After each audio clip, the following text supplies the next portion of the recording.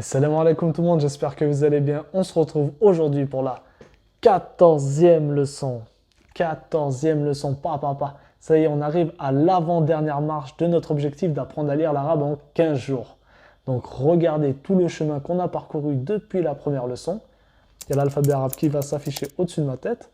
Donc on est capable de reconnaître toutes les lettres de l'alphabet arabe. On est capable de reconnaître toutes les voyelles courtes, toutes les voyelles longues, les shadda, les soukoun, les tanwin, bref, on est pratiquement capable de lire l'arabe seul. Donc aujourd'hui, dans cette leçon, on va voir une règle d'harmonie vocalique qui se fait avec les lettres solaires. On va voir également aussi quelques symboles qui sont uniques dans le Coran. Aussi, j'ai reçu des messages me demandant mais qui est ce jeune homme mystérieux, capuché, qui apparaît dans tes leçons. Donc en récompense de cette 14e leçon, il a décidé de révéler son identité rien que pour vous. Donc restez bien jusqu'au bout de cette leçon et vous allez avoir la surprise de voir que c'est quelqu'un que vous avez déjà tous vu sur YouTube. Mais avant ça, on va quand même faire la leçon. Et c'est parti. Alors, aujourd'hui, on va voir les lettres solaires. Mais avant de vous expliquer qu'est-ce que les lettres solaires, j'aimerais voir un point avec vous. Alors, en arabe, le alif lam signifie le, la, les. D'accord? C'est comme, par exemple, stylo. El stylo, ça veut dire le stylo. Livre. El livre, ça veut dire le livre. D'accord? Ok, on va voir un exemple ensemble. Alors, essayez de lire ce mot. Mettez pause s'il faut. Alors, on reconnaît notre alif lam, donc al. À côté, on a la lettre qaf avec le a, donc qa. Al-qa. À côté, on a le mim avec le a, donc ma. Al-qama.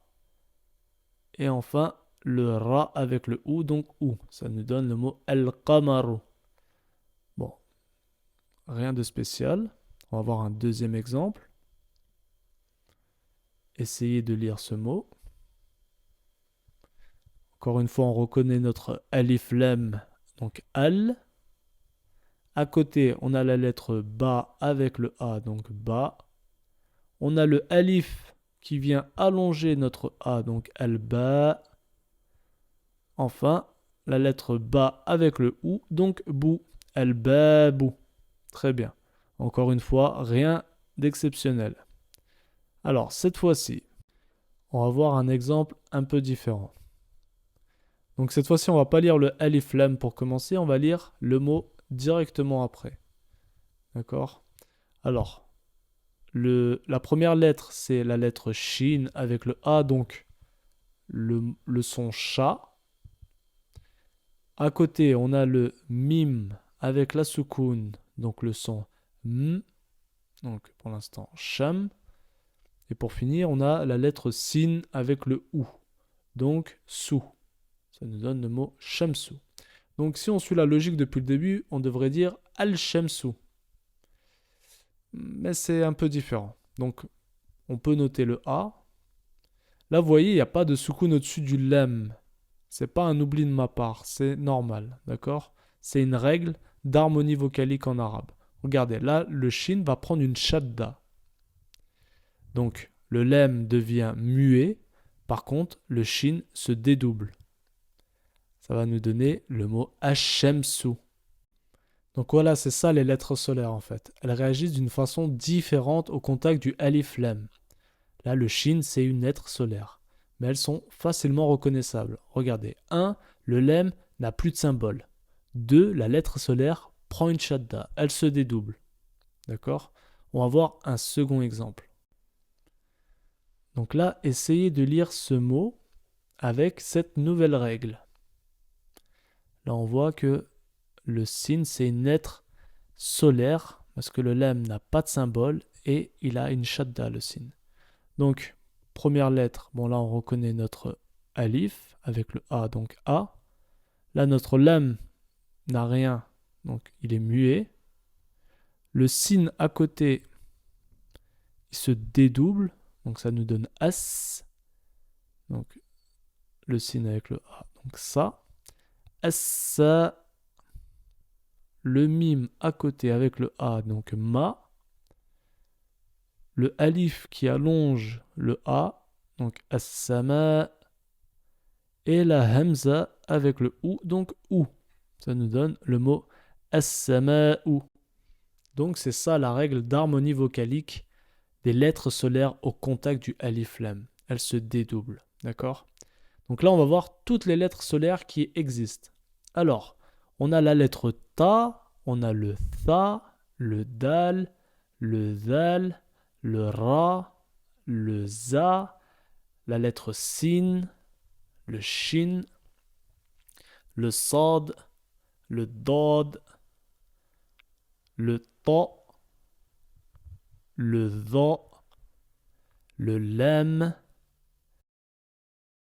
et le nun. Donc voici toutes nos lettres solaires. Les autres lettres, donc celles qui n'apparaissent pas, elles s'appellent des lettres lunaires. Bon, ça sert à rien qu'on les voit vu que bon, il n'y a rien qui change, d'accord? Elles sont normales. Après pour les lettres solaires, je vois pas trop l'intérêt de les apprendre par cœur. Déjà parce qu'elles sont facilement reconnaissables. Donc le lem du alif lem perd sa soukoun, donc il n'a aucun symbole au-dessus.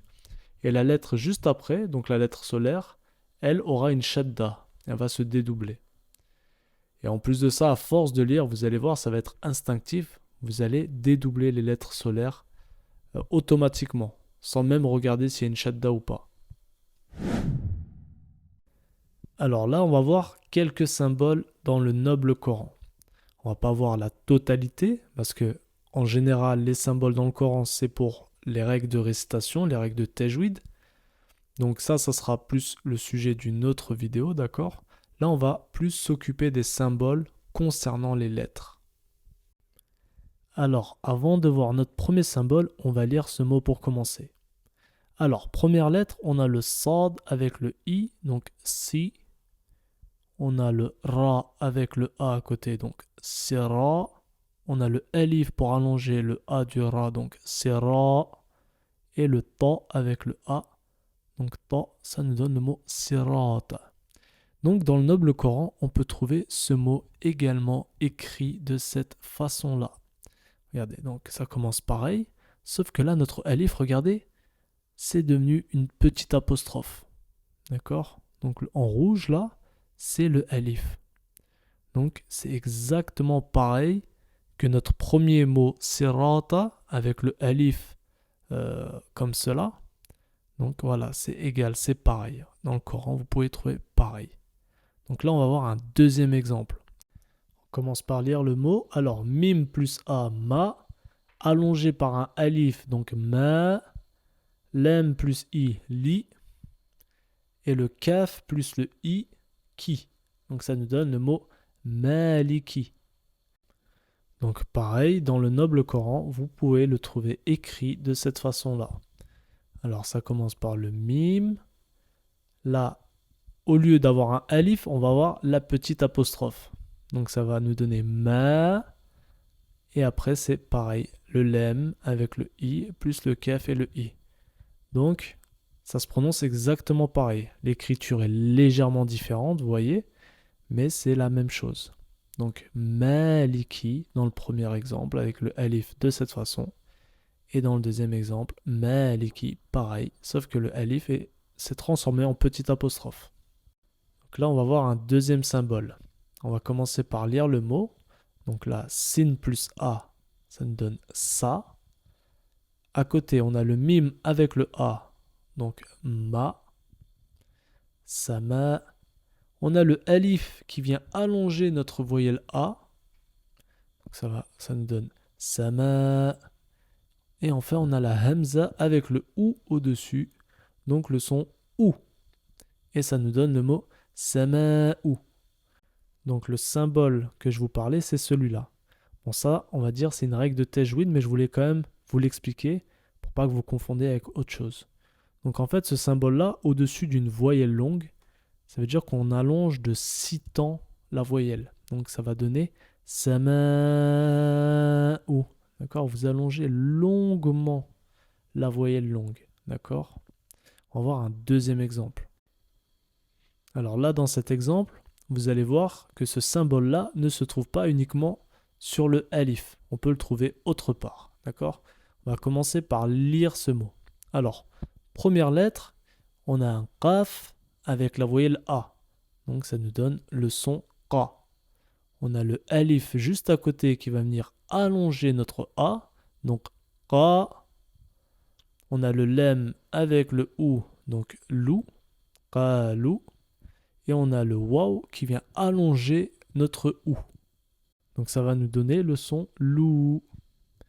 Le alif à côté avec la soukoun ne se prononce pas, c'est muet. Donc ça nous donne le mot qalou. Très bien. Alors regardez, le symbole là va se situer au-dessus de la voyelle longue waw. Donc là, notre ou va être allongé de 6 temps. Ça va nous donner qalou. Donc vraiment, on allonge, on allonge, on allonge. D'accord? Donc attention, attention, attention. Donc si je vous ai montré ce symbole, c'est pour pas que vous confondiez avec notre double alif. Vous vous souvenez, double alif, ça nous donne A. Juste à lui tout seul, A, un A allongé. D'accord? Donc c'est pas pareil, hein, même s'il a exactement la même forme quand il est sur le alif. Alors, le petit récap de ce qu'on a vu aujourd'hui. Alors, aujourd'hui, on a vu les lettres solaires. Bon, je ne les ai pas remarquées parce que, comme je vous ai dit, je ne vois pas spécialement l'intérêt de les apprendre par cœur, vu qu'ils sont facilement reconnaissables. Donc, comment on les reconnaît? Le lem du alif lem n'a pas de symbole au-dessus, son soukoun disparaît au contact de la lettre solaire, et notre lettre solaire, elle prend une shadda. Donc, voilà comment on reconnaît une lettre solaire au contact du alif lam. Ensuite, on a vu deux symboles. Donc, une espèce d'apostrophe qui est l'équivalent du alif finalement, d'accord? Donc là, je vous ai mis l'exemple maliki avec le alif sous sa forme de petite apostrophe. Et on a vu le second symbole, une espèce de vague qui va venir se placer au-dessus d'une voyelle longue, d'accord? Donc là, on va allonger de 6 temps la voyelle. Bon, voilà, on arrive au bout de cette 14e leçon et donc il nous restera seulement une leçon à voir ensemble. Mais avant cela, je vous invite à faire les exercices en lien dans la description de la vidéo, à liker, partager la vidéo si le contenu vous a plu, bien évidemment. Et comme promis, mon mystérieux assistant va dévoiler son identité rien que pour vous. Je te laisse le champ libre. Assalamu alaikum, et oui, petite technique de Michkonach, tu connais. Donc déjà, félicitations, bravo à vous pour avoir été au bout de ces 14 leçons. Donc dans la dernière leçon, la 15e, je vous réserve encore une petite surprise qui j'espère, Inch'Allah, vous fera plaisir. Et moi je vous dis, ma'asalam.